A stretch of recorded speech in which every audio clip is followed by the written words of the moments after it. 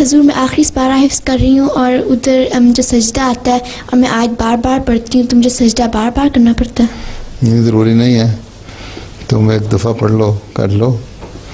اور اب بعض دفعہ ایسے موقع ہوتا ہے کہ سجدہ کی جگہ بھی نہیں ہوتی کرنے کی،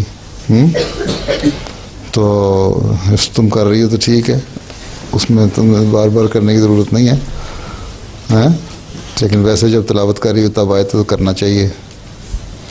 ٹھیک ہے. سنت ہے نا، یہ سنت ہے، قرآن میں ضروری تو نہیں تھا کہ کرا جائے کہ ایسا ہی تھا. بعض ایسے موقع آئے جہاں آنسر نے دعا کی، سجدہ کیا، بعض جگہ کھڑے ہو کے کسی سے معانقہ بھی کر لیا، تو لیکن سجدے کی جو ایسی حالت ہو جہاں اللہ تعالیٰ کی بڑائی اور سجدے کا ذکر آتا ہو، تو اس کے اظہار کے طور پہ سجدہ کیا جاتا ہے. اگر موقع ہو تو ضرور کرنا چاہیے، لیکن جب تم یاد کر رہی ہو تو پھر ضروری نہیں ہے اتنا.